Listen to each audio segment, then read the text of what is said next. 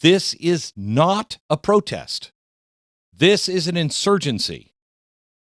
On today's podcast and at glennbeck.com, I want to take that torch and light our way here and expose another one of the organizing engines behind this unrest. And once you see it clearly, you'll understand this is not about immigration, compassion, or civil rights. This is an insurgency, not a protest. It's about power. It's about ideology. It is about a movement that doesn't believe that America even has a right to exist. We have been working alongside with the nonprofit Mauro Institute, which this is what they do for a living, and they have uncovered the operational and ideological footprint of a group quietly embedded in the anti-ICE organizing network in Minnesota. I just have to tell you that I am so happy to see what people have done with their spare time. When I started exposing these things back in the early 2000s, nobody was on it. Very few people. I shouldn't say nobody. Very few people were on it. And it was very hard to track these things down. Now with the internet and ChatGPT and everything else, you can move pretty quickly. You still are required to have some investigative footing and knowledge, but it is a lot easier than it was. And like I just said, you have O'Keefe, you have the Free Beacon, you have Osro Nomani, you have us at glennbeck.com, and you're seeing these networks in real time. So the one that the Mauro Institute tipped us off on today, and you'll find this article at glennbeck.com, in Minnesota is the Minnesota Immigrant Rights Committee. It's known as MIRAC, Minnesota Immigrant Rights Action Committee, I think it is. And you're not going to hear that name on cable news, and you're not going to see it in press releases from City Hall, but you will find it inside the signal chats that were used to organize resistance to federal law enforcement, and not casually. MIRAC is listed as a recommended training resource, and that's all in the documents that are circulating among all the activists, documents instructing participants to, and I quote, train up community members in rapid response and intervention, end quote. And here's their specialty. Immigration raid response trainings. Now that sounds benign, I guess, until you read what MIRAC actually believes, okay? And this was important during BLM. People were used by BLM, and it didn't catch on for a while until people started going to jail. But, we told you at the very beginning of BLM, you have to know what they stand for. They are for the destruction of America and the destruction of the nuclear family. And when you go back and you look at their founding documents and their own words and what they are currently for, it should open your mind and open your eyes and say, wait a minute, I don't want to partner with these guys, okay? What they expose about themselves in their posts, in their own words, in their alliances, is this, and this is really important. This leads to something from next hour that I really am anxious to talk to you about and get your opinion on. But they're not about seeking reform. Okay? They're not about reconciliation. They're not about fixing the problem. They are seeking abolition. And the abolition of borders, any deportation, no enforcement in the United States, and the abolition of the United States as it is presently constituted. Okay? So no America. They openly call the American immigration system and the criminal justice system fundamentally unjust, racist, and white supremacist. They declare solidarity with popular movements abroad.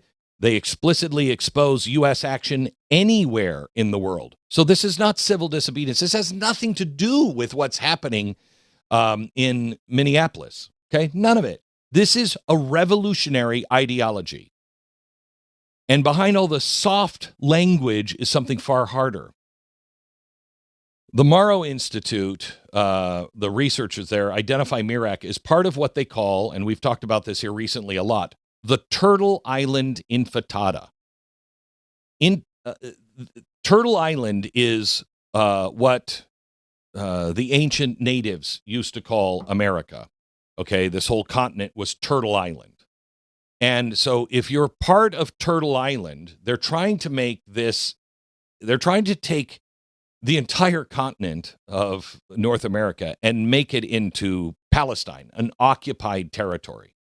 And this turtle movement, the Turtle Island movement, denies the idea of America's right to exist in any way, the same way the radical groups deny Israel's right to exist.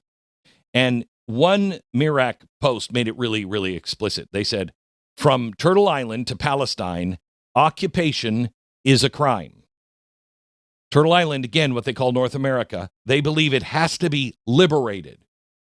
And if that language sounds familiar, it should, because we know exactly how liberation movements operate when they adopt the language of resistance, intifada, and occupation.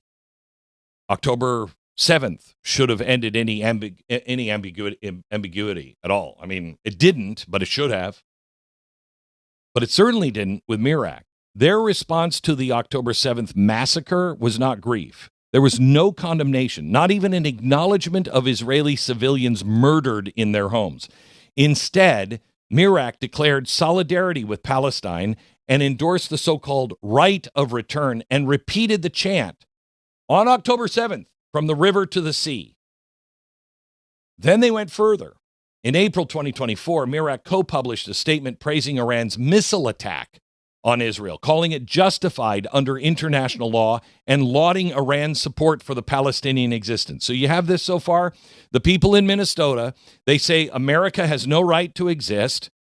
Israel has no right to exist. And one of their partners in this utopian society are, anybody who is trying to destroy America, and that includes Iran, that I remind you, yesterday, the last 2 days, now it's up to 35,000 people they have executed, okay?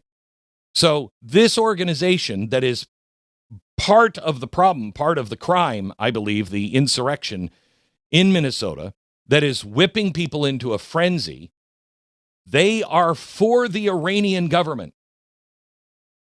Now, their partners in the statement, including groups previously identified by researchers as pro-terrorism, including organizations with documented links to foreign influence and revolutionary communist movements. And it's not a coincidence. This is a coalition. Later, MIRAC announced a march for Iran. They condemned the United States for bombing innocent Iranians and Venezuelans. They have promoted pro-Cuba activism. They have joined coalitions whose own website supported October 7th attack, framed Russia and China as victims of America. Okay, I mean, and this is all before we get to any violence, because MIRAC doesn't just merely tolerate violent rhetoric, it amplifies it. There is a flyer published by MIRAC that features the phrase, "bash the fash," alongside with an image of a bloodied, severed head and a slogan long associated with, Antifa-style street violence. So their close allies publicly pledged to defend activists politically and physically if necessary. They openly endorsed the unified Palestinian resistance. They called October 7th morally justified, and they draw a line really clearly. Violence against ICE isn't violence, it's resistance. When a protester is shot, MIRAC rejects any attempt to condemn the unrest. This is what they've just recently wrote. There is violence and there is resistance to violence. They must never be equated. Okay. Days earlier, they issued a message to the Minnesota leadership. ICE is waging war on our city. Fight back. If you won't, keep MPD out of our way. So in other words, they're telling people, if you're not going to get violent, we will. You just keep the Minneapolis Police Department out of our way. Another post celebrated the activists that were, quote, organized, militant, and ready to fight back. They brag about forming human chains to stop federal vehicles. They boast about mobilizing hundreds within an hour. They promise more training for the next confrontation. and they provide resources that support all arrestees, regardless of the charge, rejecting any kind of distinction between peaceful protest and criminal destruction.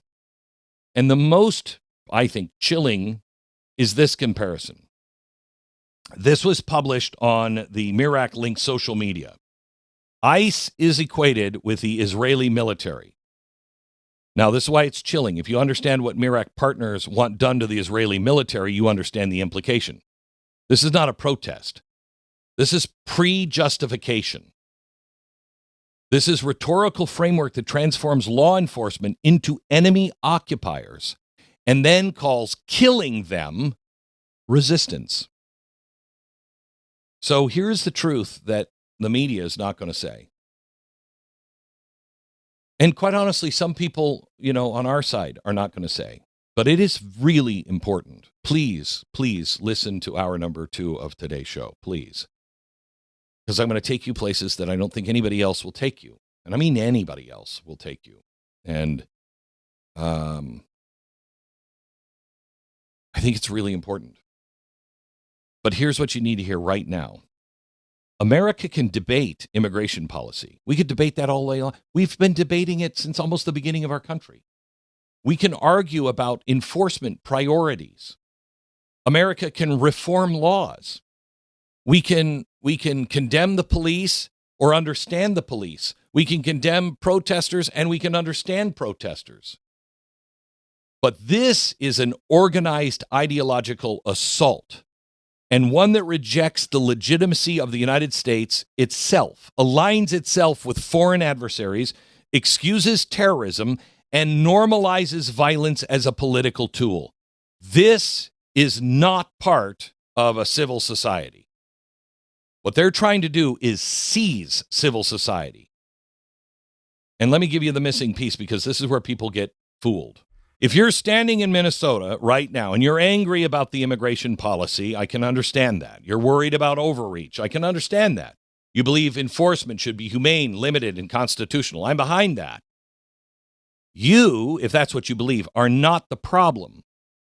But you are standing next to people who are playing a very different game for a different outcome, and you deserve to know that. Most protesters don't wake up believing in Turtle Island. Most protesters in America don't want a borderless world. Most do not believe America is illegitimate occupation that has to be liberated. But the people who are organizing you do believe those things. And they're not handing out pamphlets to say we want to overthrow the United States. They don't lead with, we deny America's right to exist. They don't lead with that stuff. They lead with raid response, community defense, rapid intervention. That's the on-ramp. And once you're on that on-ramp, the language slowly changes and you're slowly boiled. ICE isn't law enforcement anymore. It's an occupying force. Enforcement isn't policy. It's state violence. Stopping vehicles is not obstruction. It's resistance. Violence isn't violence. It's liberation. That's not accidental. That is ideological conditioning. Once you step onto that on-ramp where you don't know what their intent is, you're cooked. And here's the critical question that everybody needs to ask themselves right now. How many people in that crowd actually believe what MIRAC believes? I don't know. And that is the danger. Because MIRAC does not require everybody to agree. All it requires is cover. Every single peaceful protester becomes camouflage for them. Every well-meaning neighbor becomes legitimacy. Every chant about compassion shields an ideology that openly praises Iran, excuses October 7th, and aligns itself with groups that justify terrorism as self-defense. And when an organization says North America is occupied territory, when it calls liberation from Minnesota to Palestine, when it celebrates a diversity of tactics, it leads not to anything other than our destruction. That's not activism.